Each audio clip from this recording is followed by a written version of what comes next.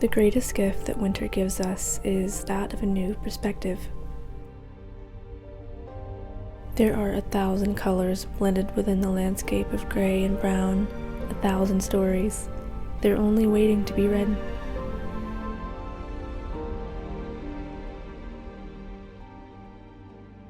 Notice the candle flame that burns bright, softening the blue haze of an early morning. A brass bell rings, calling out to the winter snow fairies. Dew becomes frost, coating flowers and seed pods in a crystal mail, and bare branches stretch towards the endless winter sky, hoping for the stars to fall.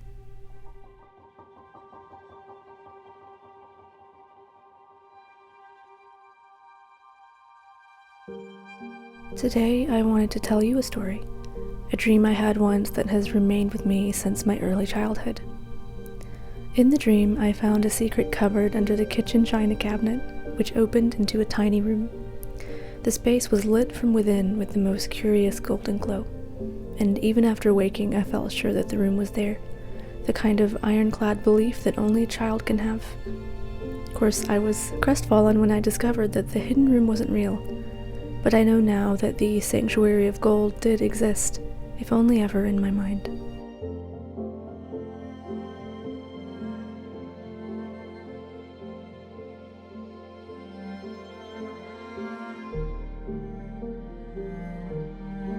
I decided to share this dream because wintertime is a space for reflections, dreams, and stories.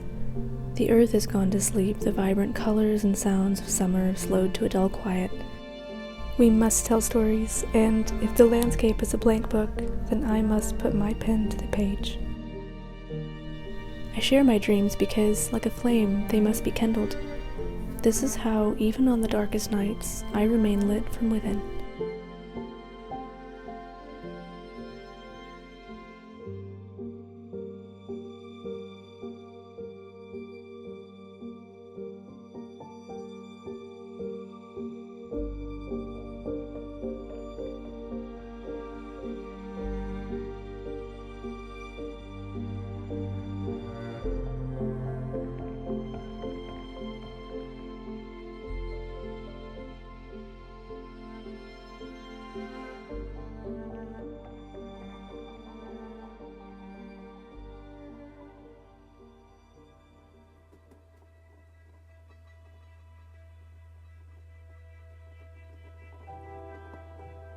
When I started piecing this video together, we just had our first real snowfall in a couple of years.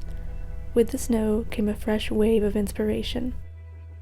I live in Georgia, and my town isn't very equipped to handle snow, so naturally the fast pace of daily life slowed to a pace much more in tandem with the winter time. As much as I speak about living simply and going at a slow pace, I have trouble doing just that. So the snow was a welcome invitation to rest and relax, if only for that day.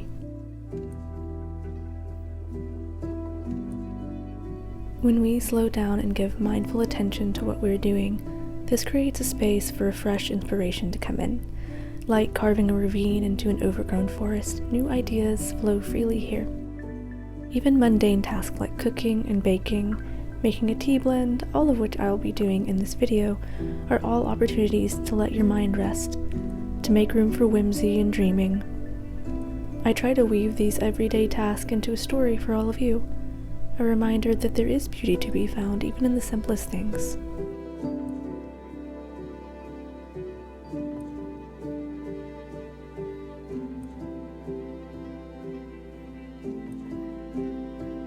My life isn't perfect. I showcase a collection of curated moments for others to enjoy, but who's to say that this isn't part of my dream? I used to yearn for this kind of peace, even a fraction of it, and I think my younger self saw it even more clearly than I do now. Within that dusty, dark kitchen was a pocket of golden light just for me. And I'm not sure, I suppose I was feeling sentimental today. I just wanted to remind all of you to never give up on your dreams. They're part of your inner light, and that's amazing.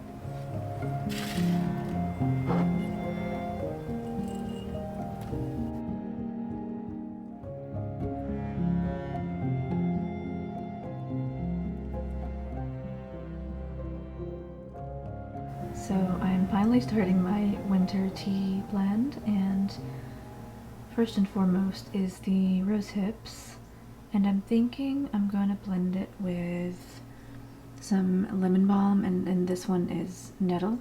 That's really good for the winter as well.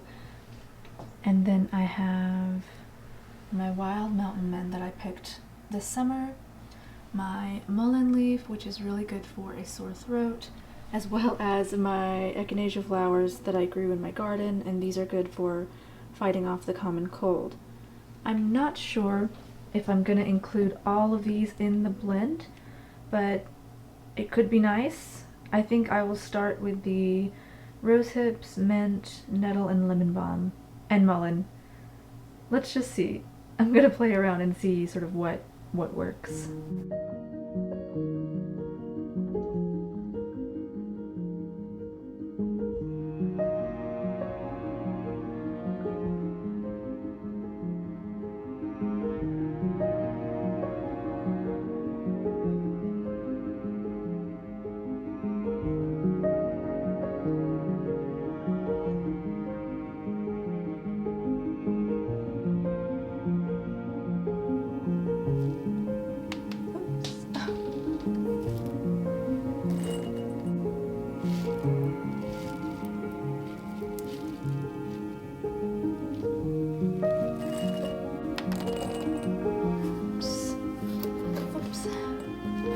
Rose hips are all ready.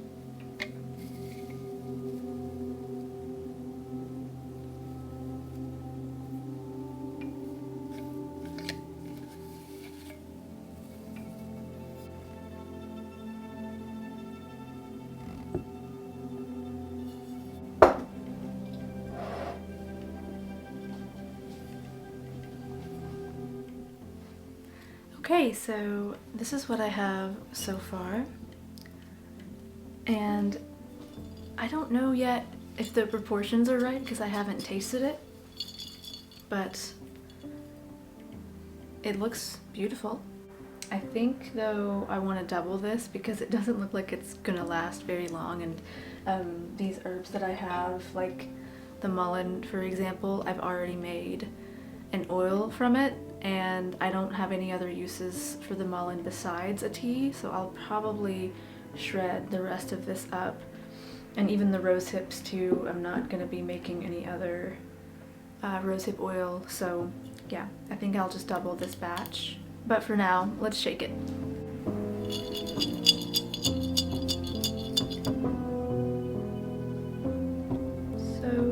cool.